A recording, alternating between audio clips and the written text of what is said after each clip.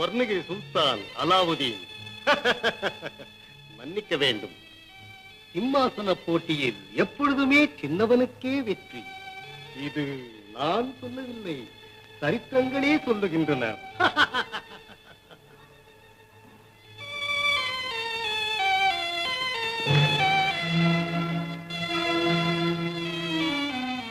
என்ன விக்ரம், ஏதேனும் செய்தி கிடைத்ததா?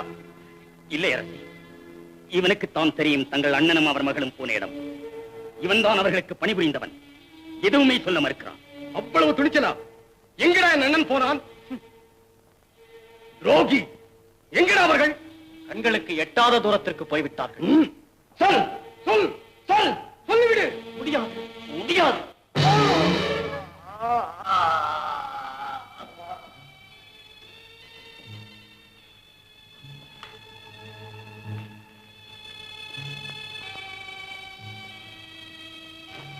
சர்க்கார், இப்போது என்ன செய்வது? கவலை வேண்டாம். அலாவுதீனும் அவர் மகளும் மரணத்தை நாடி போயிருக்க வேண்டும், இல்லை மருத நாட்டை நோக்கி போயிருக்க வேண்டும். பூபதி அவர்களுக்கு அடைக்கலம் கொடுத்து விட்டால் பாதி வெற்றி நிச்சயம். அங்கு நமக்காக எதுவும் செய்ய தளபதி வீரகேசி இருக்கிறார். தஞ்சம் புகுந்த இடத்திலேயே வஞ்சம் தீர்த்து விடலாம். தாங்கள் நிம்மதியாக இருங்கள். நிம்மதி என்று என் அண்ணன் இறந்து செய்து கேட்பேனோ அங்குதான் எனக்கு நிம்மதி.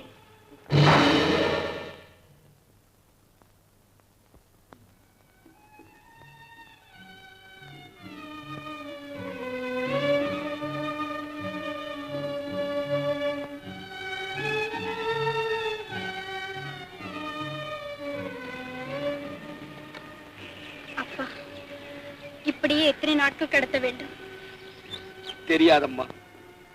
மருத நாட்டை அடையும் வரை நம் கார்களுக்கு ஓய்வே கொடுக்க கூடாது. ஆஷா, புறப்படு.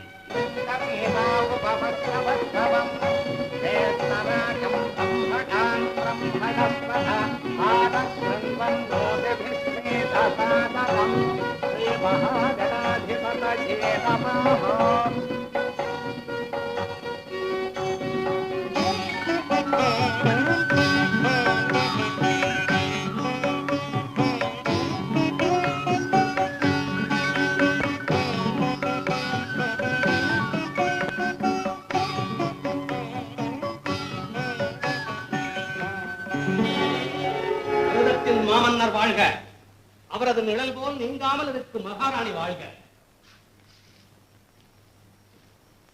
வீரகேசா, இந்த நாட்டின் அரணும் அமைச்சும் உன் தலைமையில் இருக்கும் வரையில் நான் வாழ்வேன். இந்த நாடும் வாழும். பெருமிதம் கொள்கிறேன். தங்களது நம்பிக்கைதான் என் உயிருக்கு உயிர், உழைப்பிற்கு ஊதியம். இதோ சொர்ணகிரியின் ஓலை.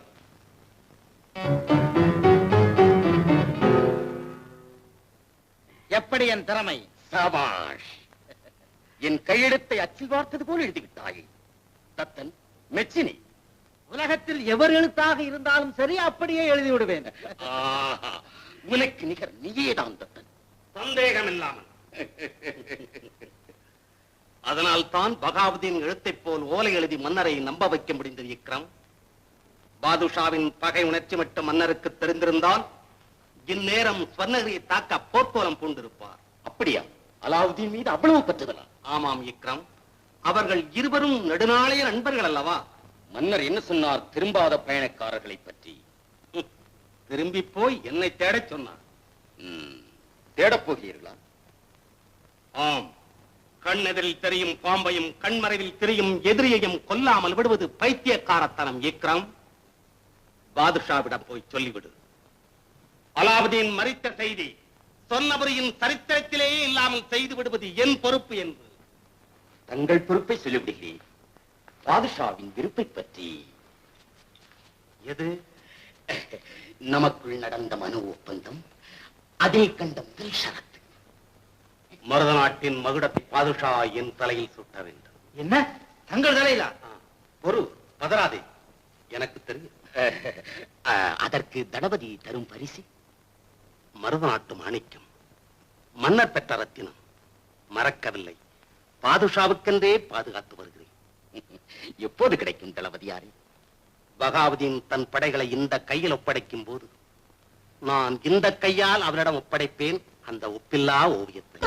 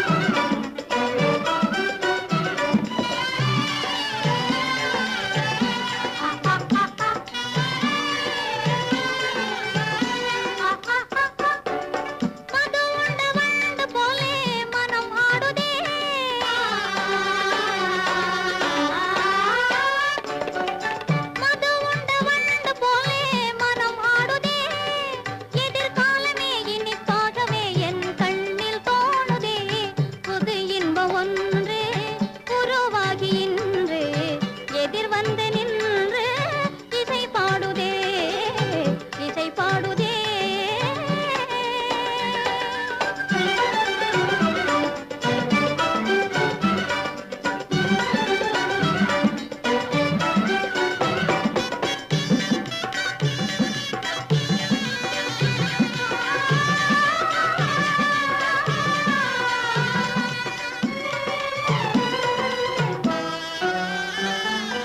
என்னாலும் இல்லாத விதமாக என் இடது கண் துடிக்குது இதமாக.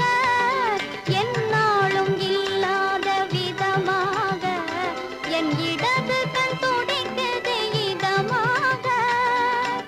என்னையும் அறியாமல் ஏனென்று புரியாமல் மனம் என்னையும் அறியாமல் ஏனென்று புரியாமல் ஏதேதோ எண்ணுது எங்கெங்கோ செல்லுது ஏதேதோ எண்ணுது எங்கெங்கோ செல்லுது.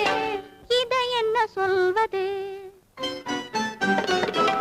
புது இன்பம் ஒன்று உருவாகி இன்று எதிர் வந்து நின்று இசை பாடுதே. புது இன்பம் ஒன்று உருவாகி இன்று எதிர் வந்து நின்று இசை பாடுதே இசை பாடுதே.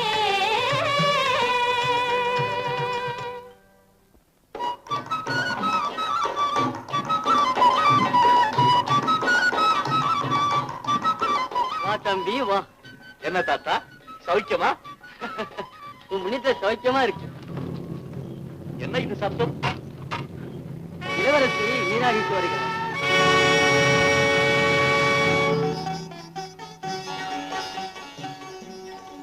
என்ன தாத்தா எல்லோரும் பூவை எடுத்துக்கொண்டு ஓடுகிறார்கள்? இளவரசியார் நீராகிட்டு வரும்போது பூ போட்டு மரியாதை செய்து நாட்டு வழக்கம்.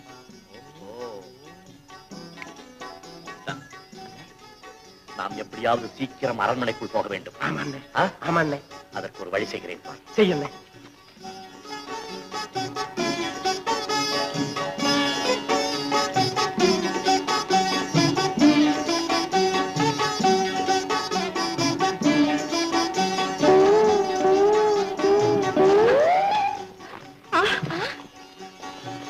நிறுத்துங்க. இளவரசி மேல பூவை எறிந்தது யார்? நான் தான்.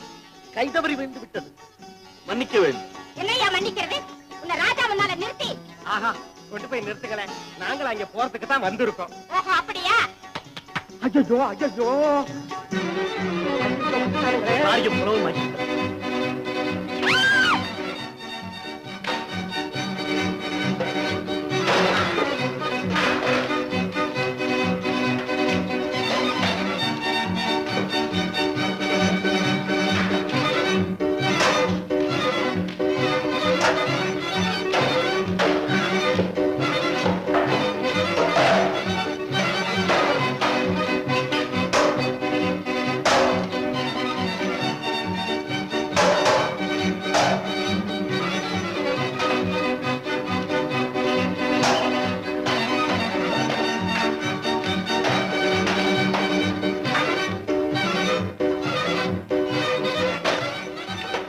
நிறுத்துங்கள் நிறுத்துங்கள் நிறுத்துங்கள்.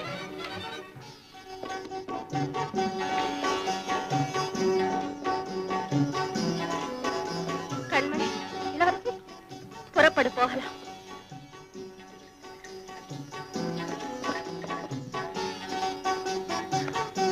என்ன இது? வீண் வம்ப விலைக்கு வாங்குறேன்.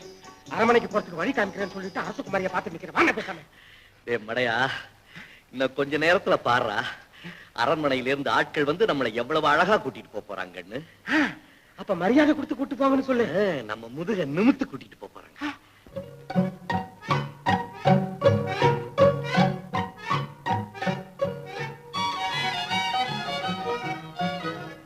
தைரியம் என்னடி? புதிய வாத்தியாரிடம் நன்றாக படிக்கிறாயா? நிபுமா அவரு என்னமா, அவருக்கு சாம்பிராணின்னா ரொம்ப ஆசை போல் இருக்கு. சும்மா சாம்பிராணி சாம்பிராணின்னுட்டே இருக்கிறாருமாண்ணா. அப்புறம் வந்துமா பாரு, ஒரு 10 நாளா 5 6 சேர்ந்தா என்ன ஆகும்னு எங்கிட்டே கேள்வி கேட்கிறாருமாண்ணா. கேட்டா ஒழுங்கா பதில் சொல்வதுதானே. ஓ சொன்னேனே. என்ன சொன்ன? 5 6 சேர்ந்தா பெரிய சமுத்திரம் ஆகும்னு சொன்னேன். எப்படி? ஐயோ ஐயோ, தைரியம் உன் புத்திக்கு பூ போட்டுதான் கும்பிடணும். பூவா? எம்மா எம்மா எம்மா வந்துமா, உனக்கு ஒரு நல்ல பூவா பார்த்து வச்சிருக்கேன். நான் போய் பறிச்சுக்கிட்டு வரேன். அது நீ தலையில வச்சுக்கணும், இல்லைன்னா நான் வந்து அழுவேன். கொண்டு வா.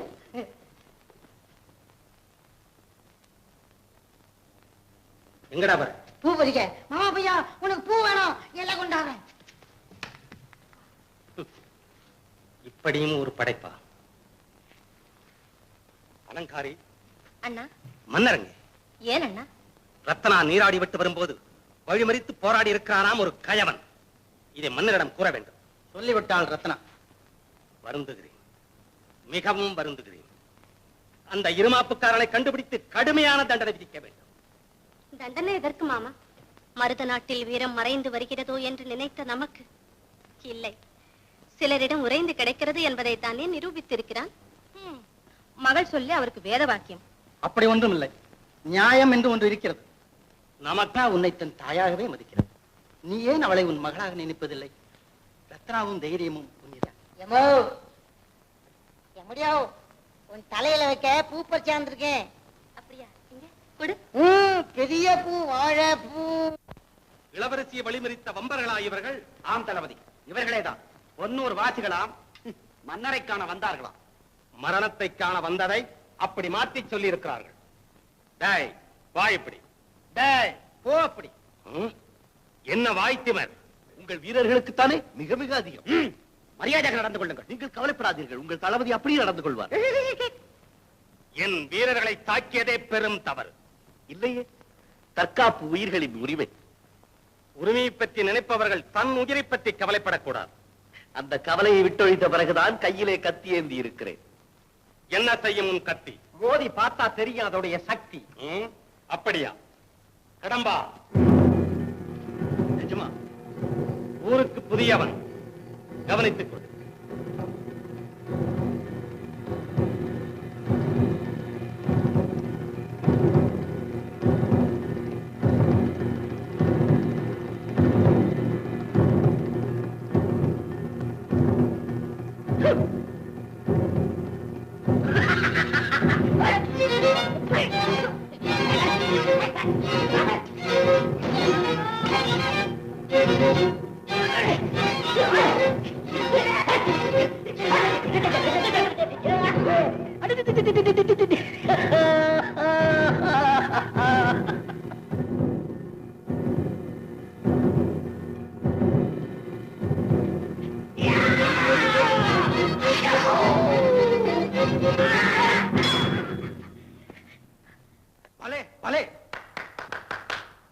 மெச்சினேன் உன் திறமையை.